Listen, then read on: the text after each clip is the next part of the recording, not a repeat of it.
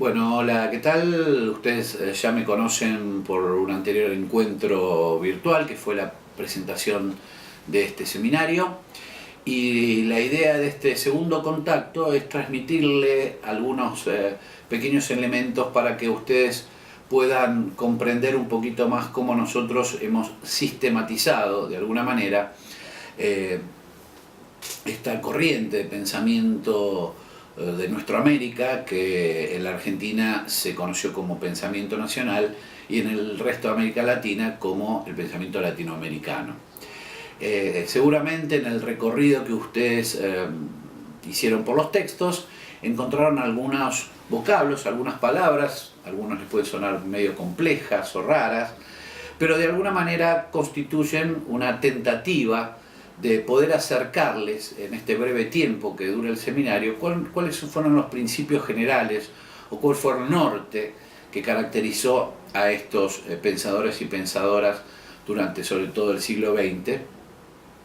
Y en ese sentido, estas palabras o voces que aparecen, la primera obviamente es el autoconocimiento, segunda la autorreflexión, como tercer elemento la autoestima, el cuarto elemento es la autoconciencia, la quinta autoafirmación y la última es la autodeterminación.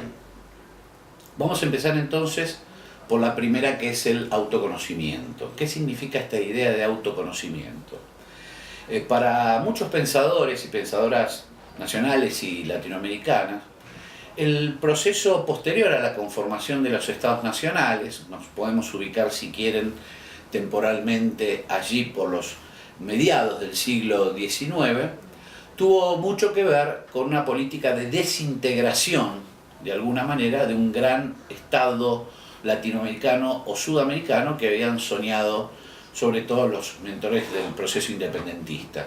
Tanto la cabeza de Belgrano como la de San Martín, como la de Sucre, como de Bolívar, el proceso de ruptura contra el Estado español, o de ruptura con el Estado español, de alguna manera tenía que devenir o materializarse en la constitución de un gran Estado sudamericano o dos grandes Estados sudamericanos que de alguna manera receptaran en cierto sentido la vieja división virreinal que España había impuesto a nuestra América. Pero ese proceso no pudo llevarse a cabo y por distintas razones que ustedes irán viendo en los textos, fueron constituyéndose distintas repúblicas, fue atomizándose esta parte del continente en un proceso que autores como Mentol Ferré denominan balcanización. Esa balcanización además estuvo de alguna manera determinada por una fuerte impronta de ingreso de ideas y de conceptos, inclusive de improntas culturales que provenían ya de la Europa ilustrada, no tanto de aquella España que se había expandido hacia América como proceso de conquista, sino ya estamos hablando de un proceso de colonialidad o coloniaje, como de alguna manera lo llamaba Jauretche, y que tuvo que ver con la imposición desde las estructuras del Estado, desde las estructuras académicas, de ciertos elementos de contenido ideológico. Obviamente, en primer lugar, el iluminismo filosófico en sus diversas vertientes. Es muy importante que ustedes sepan que no hubo un solo iluminismo.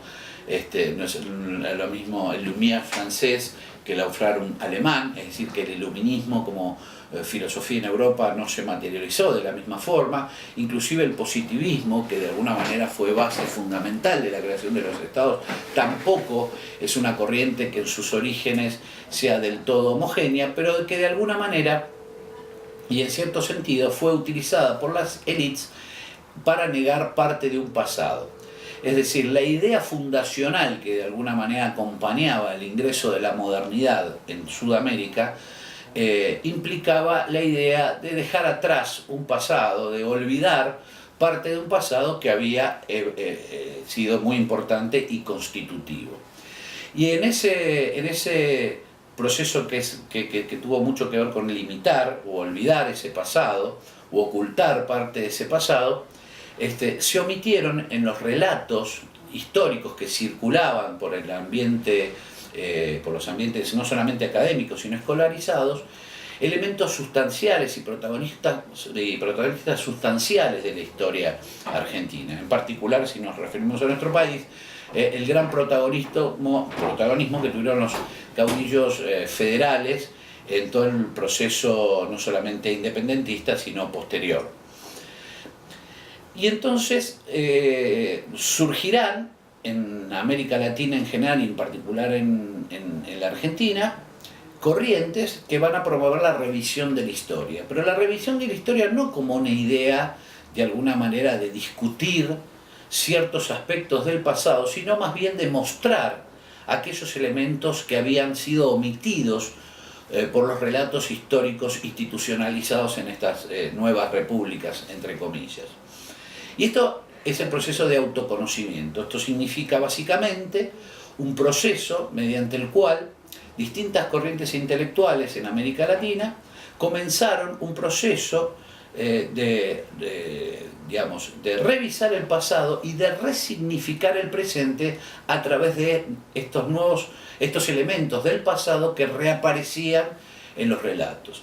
Se conocerá esto como revisionismo histórico. El revisionismo histórico fue un fenómeno histórico-cultural, es decir, fue un proceso mediante el cual disconformes muchos sectores culturales, básicamente intelectuales, de Argentina y de América Latina respecto al relato histórico que aparecía, bueno, entonces surgirá una corriente que ya se propondrá básicamente revisar ese pasado e incorporar nuevos elementos y nueva información que nos permitieran de alguna manera comprender el presente. Porque para los autores y las autoras del pensamiento nacional, el pasado influye necesariamente en el presente y además determina en parte la construcción del futuro.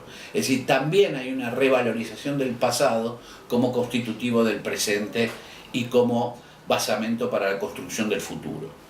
En ese sentido, el autoconocimiento determinará la incorporación al debate público de elementos históricos ocultos, muchas veces desnaturalizados, y eso generará un profundo debate respecto a lo que era la Argentina, de dónde venía la Argentina, de dónde venían los países del subcontinente, cuáles eran los orígenes. Y esa recuperación tuvo que ver obviamente con el mundo hispano-criollo, pero también tangencialmente con el mundo que había de alguna manera constituido el poblamiento de América antes de la llegada de Europa.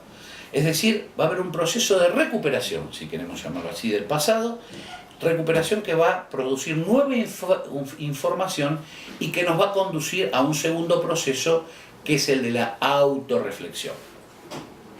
La autorreflexión, básicamente, que usted también encontrará en los textos, ¿qué significa esto? Significa que cuando un individuo incorpora nueva información a su saber, se produce inmediatamente en su psiquis un proceso de reflexión en base a esos nuevos elementos que incorpora. Es decir, toda nueva información determina en nuestro pensar, de alguna manera, una forma de impulso hacia la reflexión. Ahora, lo denominamos autorreflexión, ¿por qué? Porque justamente el proceso anterior, el de autoconocimiento, implicaba el traer, el actualizar y el recuperar elementos que habían tenido que ver con nuestro propio pasado. Es decir, elementos que nos constituyen como sujetos individuales, pero también como sujetos colectivos. Y entonces la nueva información transmutó en autorreflexión. Y entonces aquellas categorías a partir de las cuales se interpretaba el pasado, esas categorías que habían sido implantadas según los modos de pensar de la Europa moderna, empezaron a ser puestas en cuestión. Es decir, no solamente se empezó a poner en cuestión el pasado, o el relato más bien construido sobre el pasado, sino además las categorías respecto a las cuales se abordaba el pasado. Inclusive las mismas categorías de división entre prehistoria, protohistoria, prehistoria, historia, etc. Es decir, hay un cuestionamiento hacia las categorías ya en este proceso de autorreflexión, advirtiendo que tanto el proceso de autoconocimiento como el proceso de autorreflexión no solamente nos referían a las cuestiones históricas o historiográficas, sino que el proceso de autoconocimiento y de autorreflexión también nos vinculaban a otros aspectos, a otros saberes que muchas veces eran negados. Un ejemplo de ello lo podemos constituir hoy, digamos, si actualizáramos esta cuestión de mirar al país de otra forma, en todos aquellos desarrollos originales de tipo científico en distintas áreas, es decir, en distintas áreas del saber. Este proceso de autoconocimiento y lo que luego da la matriz autorreflexiva también se orienta, digamos, al conocimiento de elementos que tuvieron que ver con la cultura, con la producción científica, con la cuestión idiomática, con la cuestión de las costumbres, con la cuestión de las organizaciones sociales. Es decir, revisar el pasado implicó también determinar que el mundo prehispánico era un mundo organizado, un mundo que practicaba ciencia, que obviamente desarrollaba cultura, que practicaba tecnología. Es decir, hay una recuperación integral de los saberes, no solamente del relato histórico, porque muchas veces se confunde esto del autoconocimiento y la autorreflexión simplemente con la cuestión histórica. Esta, de alguna manera, corriente crítica que surge con el pensamiento nacional latinoamericano va a cuestionar en parte el relato histórico, pero además va a actualizar y a reactualizar otros saberes que habían sido producidos en América, tanto en el periodo conocido como prehispánico, como en el periodo hispánico criollo, inclusive instituciones, modos de comportamiento social, inclusive estereotipos. Fíjense que hay un libro de Carlos Astrada que hablará del mito gaucho, es decir, allá por los años 30 se empezará a rever esta categoría de alguna manera sociológica que representaba el gaucho, ¿no? El mestizo, esta idea de la América mestiza. Es decir, autorreflexión y autoconocimiento, o mejor dicho, autoconocimiento, que de alguna manera impulsa la nueva reflexión, es un proceso epistemológico general. No se circunscribe solamente a la cuestión histórica. Es una mirada hacia todos los aspectos de la vida humana y de la vida social de América, y obviamente a la producción, en el caso de la autorreflexión, de categorías que permiten dar cuenta de esos fenómenos. La autorreflexión, básicamente, que usted también encontrará en los textos, ¿qué significa esto? Significa que cuando un individuo incorpora nueva información a su saber, se produce inmediatamente en su psiquis un proceso de reflexión en base a esos nuevos elementos que incorpora. Es decir, toda nueva información determina en nuestro pensar, de alguna manera, una forma de impulso hacia la reflexión. Ahora, lo denominamos autorreflexión, ¿por qué? Porque justamente el proceso anterior, el de autoconocimiento, implicaba el traer, el actualizar y el recuperar elementos que habían tenido que ver con nuestro propio pasado. Es decir, elementos que nos constituyen como sujetos individuales, pero también como sujetos colectivos. Y entonces la nueva información transmutó en autorreflexión. Y entonces aquellas categorías a partir de las cuales se interpretaba el pasado, esas categorías que habían sido implantadas según los modos de pensar de la Europa moderna, empezaron a ser puestas en cuestión. Es decir, no solamente se empezó a poner en cuestión el pasado, o el relato más bien construido sobre el pasado, sino además las categorías respecto a las cuales se abordaba el pasado. Inclusive las mismas categorías de división entre prehistoria, protohistoria, prehistoria, historia, etc.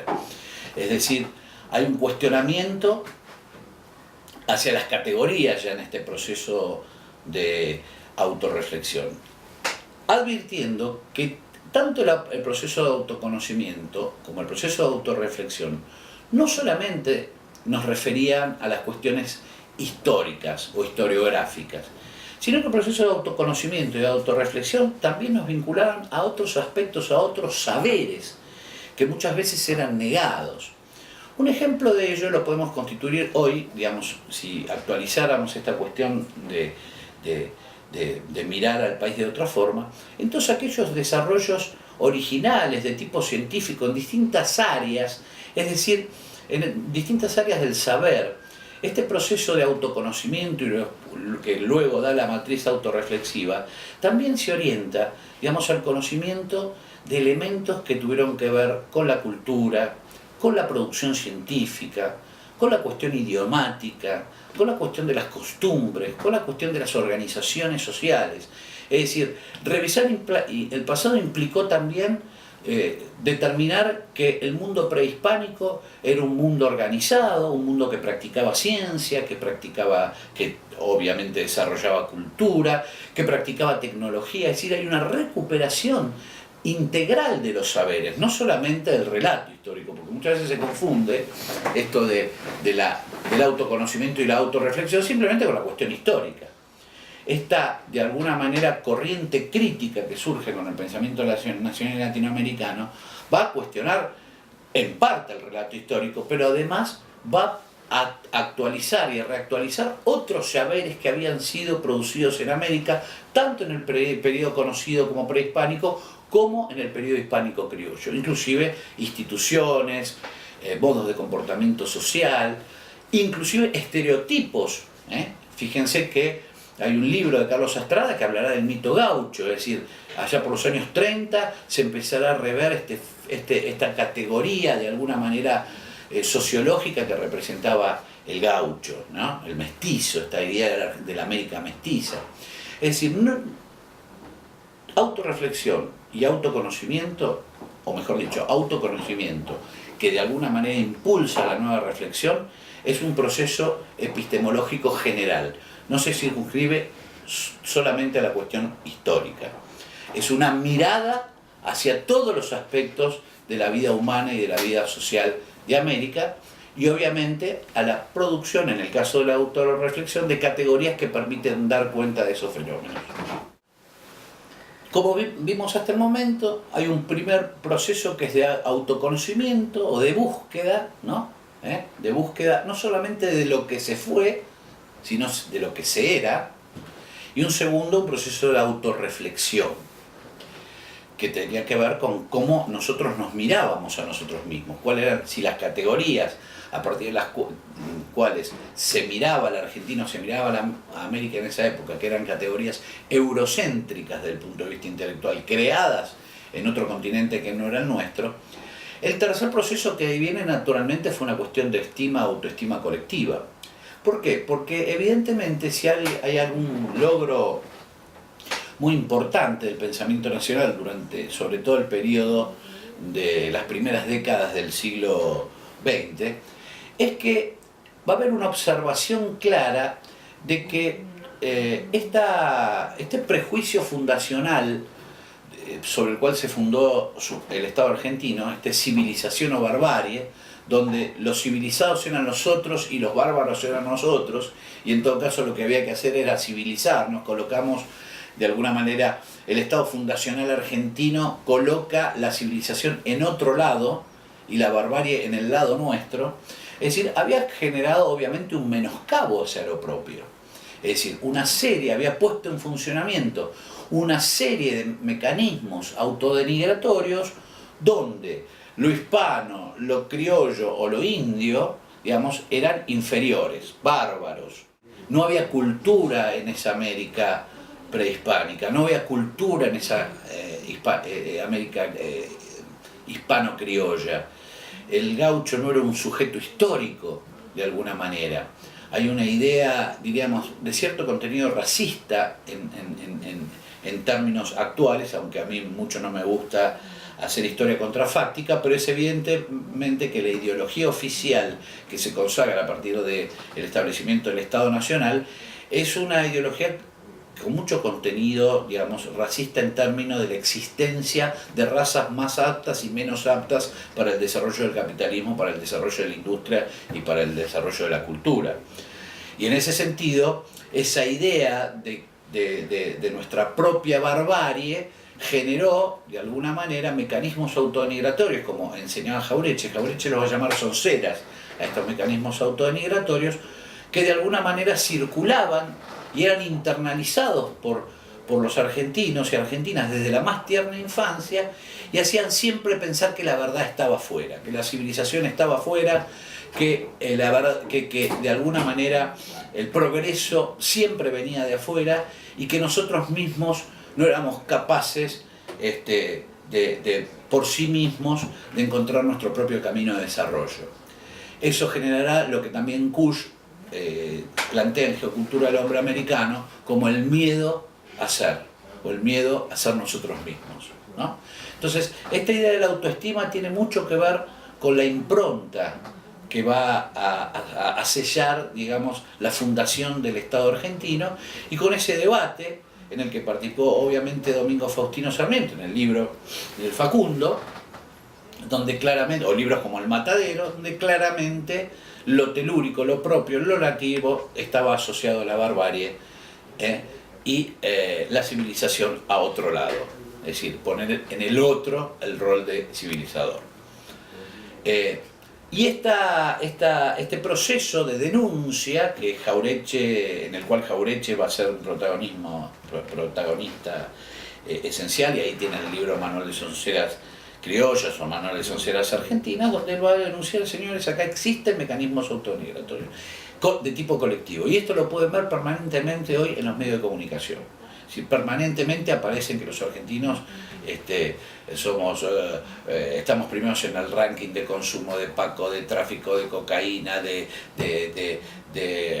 ineficacia estatal, de corrupción. Es decir, hay una idea, digamos, que todavía circula, una idea obviamente acrítica, donde evidentemente hay muchos sectores de la sociedad que colocan de alguna manera las debilidades por sobre las fortalezas, y haciendo hincapié en las debilidades, los mecanismos autodenigratorios de alguna manera se reproducen con mucha facilidad, inclusive adquieren cierta, entre comillas, popularidad. Y este nuevo camino, esta nueva denuncia, esta nueva A que aparece, ¿no?, la de autoestima, nos va a conducir luego a una cuarta etapa, o una cuarta fase, y esto tienen que entenderlo muy bien. Esta sucesión de A no es una sucesión que se da en tiempos sincrónicos, sino es asincrónica, se da muchas veces en forma paralela. La construcción que yo estoy haciendo aquí desde el punto de vista de tratar de explicarle esta regla mnemotécnica que en definitiva señala la existencia de 6A que aparecen ustedes en los textos, lo que indica claramente que estos fenómenos no se fueron dando en forma correlativa, sino más bien en forma paralela. Junto con el proceso de autoconocimiento apareció el proceso de reflexión, de autorreflexión, y obviamente este tercer proceso de autoestima colectiva, conduciéndonos luego obviamente a la cuestión de la autoconciencia. La autoconciencia ustedes la pueden encontrar claramente perfectamente trabajada por Juan José Hernández Arregui o por Fermín Chávez, ¿no? La formación de la conciencia nacional, que es el libro de Juan José Hernández Arregui, la recuperación de la conciencia nacional, que ustedes seguramente lo verán porque dentro de la bibliografía obligatoria está el libro de Fermín Chávez, que contiene esta idea de la conciencia nacional. ¿Esto qué significa? Que, digamos, esta nueva información que nos trajo aparejada esta masa crítica de autores y autores que se cuestionaban no solamente el pasado histórico de América, sino el pasado cultural, el pasado tecnológico, el pasado intelectual de Hispanoamérica. Este proceso de reflexión, de creación de nuevas categorías, y este proceso de recuperación de la estima y el saber que no éramos ni más civilizados, ni menos civilizados, ni más bárbaros, ni menos bárbaros, que ninguna de esas antítesis se presentan en el mundo en estado puro, que simplemente éramos lo que podíamos o lo que debíamos ser. Aparece esta cuestión de la conciencia o la autoconciencia como conciencia de lo que se es. Es decir, toda esa información y ese proceso reflexivo llevó a un momento que condujo a los autores de esta corriente de pensamiento a decir, bueno, señores, somos un estado periférico. Es decir, la autoconciencia de ser periférico, que gran parte de estos problemas que hacen a nuestra insatisfacción en términos de construcción social, básicamente se materializaban a partir de una ausencia de conciencia de lo que realmente se era.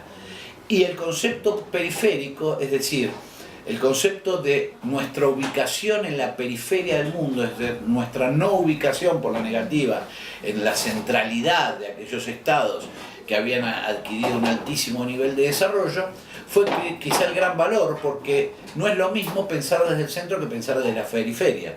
Entonces, la autoconciencia como fenómeno, como proceso, que en primer lugar nos coloca ante una realidad, como decía Scalabrini Ortiz, volver a la realidad, y nos decía, bueno, señores, ¿nosotros qué somos? Somos países periféricos, somos países dependientes. Acá aparecerá la cuestión de la dependencia, en el fenómeno de la autoconciencia.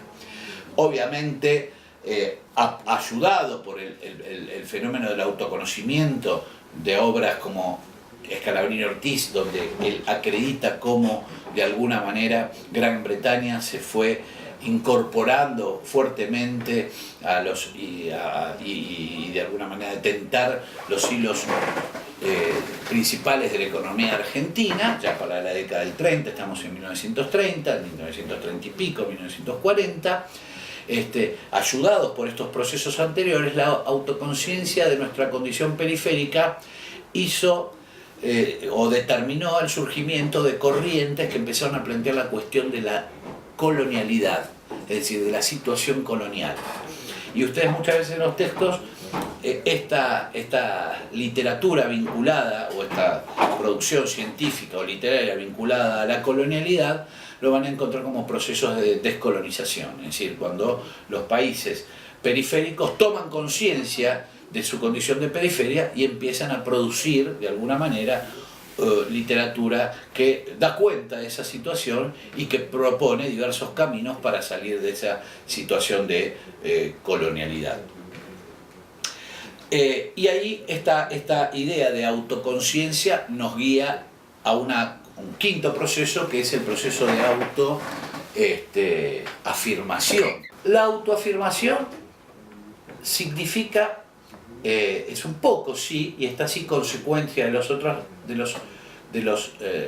todos los otros. Es decir, ¿quiénes somos? Somos los indios, somos los hispanos, somos los mestizos, somos los inmigrantes, somos el gaucho relegado, somos el puerto. ¿Qué somos? Y en realidad somos todo eso. Es decir, ese proceso de autoafirmación, de alguna manera, que nos vincula a la conciencia de lo que realmente somos. Somos todo eso, toda la historia es nuestra historia. Nosotros no podemos separar como Estado y comunidad parte de lo que fuimos, y decir, esto no fuimos. Es decir, no fuimos guaraníes, no fuimos calchaquíes, no fuimos tobas, no fuimos hispanos criollos, no, fuimos todo eso. Es decir, identidad en todo caso nos sobra, como decía Fermín Chávez. Chávez decía, somos indios, somos negros, somos godos, somos hispanos, somos gringos, somos todo eso, identidad nos sobra. Es decir, llega aquí la cuestión de la identidad, y quien trabaja la cuestión básicamente de la identidad en un ensayo muy cortito pero muy profundo es Scalabrini Ortiz. Scalabrini Ortiz, en un texto que se llama Irigoyen y Perón, editado en el año 1946, hay un capítulo que dice Principios para un orden revolucionario, y ahí ustedes pueden encontrar una referencia a esta cuestión de la nación multígena o la nación mestiza, ¿no? Obviamente, la reflexión sobre el mestizaje o de alguna manera las reflexiones sobre lo multígeno, que no son necesariamente términos similares, porque mientras el mestizaje era, digamos, básicamente referido a esta unión entre lo hispano y lo indo-hispano, muchas veces en gran parte por la fuerza del dominio y otras muy pocas veces por consenso, lo cierto es que lo multígeno hará referencia a los aportes de estas diversas realidades que se fueron aglutinando en Sudamérica a partir de diferentes etapas históricas y procesos, que incluye obviamente la gran migración producida entre 1870 en adelante. Es decir, esta es la cuestión de la autoafirmación, es decir, bueno, somos esto. Primero somos americanos. Somos americanos. Todos somos originarios. Todos, vos, yo, todos los que nacimos en Argentina somos originarios de Argentina. Es decir, somos americanos. Y aparte de ser americanos, somos parte de lo que fuimos, está en parte de nosotros. Somos todo, no somos una parte. No podemos seleccionar una parte de lo que fuimos. Y esto es básicamente la idea de autoafirmación, es decir, como quinto punto y quinta voz que va a aparecer en los textos. Ustedes, como saben, trabajan sobre textos que nosotros fuimos elaborando en base a este seminario que empieza a recorrer su camino. Es un seminario relativamente nuevo y es la primera universidad, la de Lanús, en la Argentina, que reconoce el carácter de episteme a esta corriente de pensamiento nacional y latinoamericano. Por lo tanto, nosotros hicimos un esfuerzo para tratar de acercarles a ustedes a través de las distintas clases que estuvimos diseñando y estuvimos trabajando junto con Mario Porto y Manuel Bonforti. Les vamos acercando textos donde estas voces aparecen, pero por ahí no hay un texto que sistematice estas 6A de las que les estoy hablando y que se las voy a reiterar al final de nuestro encuentro. Y obviamente la cuestión de la autoafirmación, es decir, el quiénes somos o el qué somos, que de alguna manera nos refiere a una cuestión ontológica, es decir, somos estos al ser. Lo ontológico tiene mucho que ver con la cuestión de lo que se es. Nos conduce a una sexta elemento, que es justamente la autodeterminación. Ustedes habrán escuchado alguna vez esta idea del principio de autodeterminación de los pueblos. ¿Qué significa autodeterminación de los pueblos? Significa que los pueblos tienen derecho a ser lo que quieren ser, sin interferencias del otro. El proceso de colonialismo o colonialidad, de alguna manera, fue un proceso de interferencia. Fue un proceso de interferencia que tuvo mucho que ver con, obviamente, todos los procesos luego de tentativas de liberación que los distintos países o de las distintas comunidades que conforman los estados latinoamericanos realizaron, estos famosos procesos de liberación. Fíjense que el 17 de octubre de 1945, por ejemplo, en las calles se canta "Patria sí, colonia no". ¿Qué significa? Significa que el pueblo llano era consciente el 17 de octubre de 1945 de la situación de colonialidad. Es decir, había una autoconciencia de que no se era libre y había una consigna que decía, bueno, somos colonia, vamos a ser patria. Entonces, patria sí, colonia no. Y en los años 60, 70, 80, y todavía ahora hay que hablar de liberación o dependencia. Ese patria sí, colonia no, fue transmutando luego por las generaciones posteriores y resignificado a través de una nueva consigna, liberación o dependencia. Las dos, fíjense, desde 1945 hasta hoy, hablan del fenómeno de la colonialidad. ¿Esto qué significa? Que si los jóvenes de 1945 hablan de liberación y dependencia, y los jóvenes del 2014 hablan de patria sí, colonia no, liberación e independencia, es que de alguna manera todavía aún hoy el fenómeno de la colonialidad existe y la lucha por el ser, por esta idea de autodeterminación, sigue estando vigente. Es decir, es el proceso final. Cuando una nación, cuando un pueblo, cuando una comunidad se autodetermina, es que adquiere plena soberanía sobre sí misma. Y deja de ser otro para ser ella misma. Y este es un proceso que quizás yo lo sintetizo ahora en 15 o 20 minutos, que puede ser descompuesto cada uno de estos tópicos en innumerable cantidad de vectores. Imaginan que yo no podría en este momento, podría hacerlo, pero posiblemente estaríamos 4 o 5 horas, y la idea de que este pequeño documento visual tenga un tiempo relativamente corto para que ustedes simplemente cuando se encuentren con estas voces sepan de qué estamos, tengan una idea a qué nos estamos refiriendo. Intenté entonces que cada uno de ustedes, cuando puedan ver este pequeño documento, tengan una idea o una idea vaga de cómo nosotros sistematizamos de alguna manera esta cuestión o este seminario para que de alguna manera constituya un verdadero aporte a los saberes que ustedes ya traen, porque cada, digamos, la universidad, por lo menos como la concebimos nosotros aquí, es un intercambio de saberes, no es que el saber está solo del lado del docente. El saber está al lado del docente, el saber está al lado del alumno, y la universidad se enriquece a través del intercambio de saberes. Por eso hablamos de una universidad comprometida. ¿Qué significa comprometida? Compromiso. Significa un lazo, significa la idea de que ustedes ingresan acá no solamente para adquirir saberes, sino para aportar sus propios saberes a un saber común y a un mejoramiento, digamos, obviamente, de las propias condiciones de crecimiento de nuestra universidad. Y en ese orden de ideas, este seminario, como yo les reiteré, es simplemente volcarles una nueva información. Lo vuelvo a repetir porque a veces uno tiene que hasta reiterar las cosas con cierto hartazgo. Este seminario tiene como objetivo mostramos una corriente de pensamiento. Demostramos un fenómeno histórico, cultural, que constituye una corriente de pensamiento que no solamente influyó en la Argentina, digamos, en forma extraordinaria, sobre todo en la conformación del primer peronismo, sino también a través de otros autores de América Latina, como Alberto Bétol Ferré, como Franz Tamayo, como Pedro Godoy, como Andrés Solís Rada, como Elio Jaguaribe, influyeron en distintos estados de nuestra América, y obviamente solo a partir de la autoafirmación luego podemos volver a reconstruir la unión. Es decir, obviamente estas aspiraciones que plantea el pensamiento latinoamericano de reconstruir esa unión que fue de alguna manera el norte que guió a nuestros libertadores, solo puede ser realizada o materializada si cada uno de esos estados es libre verdaderamente para elegir ser parte de algo más.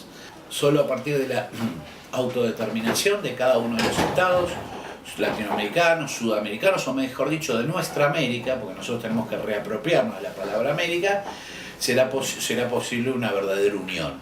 Ustedes saben que así como en un contrato se requiere la voluntad expresa de los contratantes para, digamos, establecer una nueva alianza y reconstruir, aunque sea parcialmente, este sueño antiguo, aunque vigente para nosotros, de nuestros libertadores, es justamente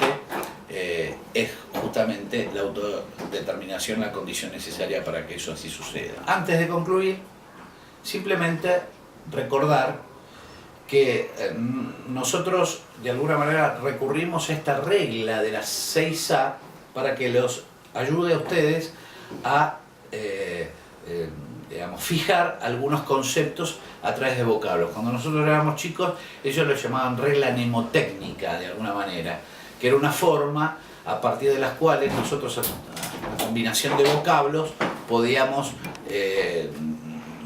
realizar ecuaciones matemáticas o recordar algunos procesos históricos, ¿no? Los profesores de aquellos tiempos recurrían mucho a las reglas mnemotécnicas. Esto no es una regla mnemotécnica, pero sí es una selección de vocablos que nos permitió a nosotros dar cuenta de este fenómeno. Entonces yo lo voy a recordar, ¿no? Que es autoconocimiento, autorreflexión, autoestima, autoconciencia, autoafirmación y autodeterminación. Bueno, nos encontraremos entonces seguramente al concluir el seminario con un nuevo encuentro virtual para de alguna manera redondear algunas conclusiones de lo que ustedes pudieron ver durante la cursada. Muchas gracias por su tiempo.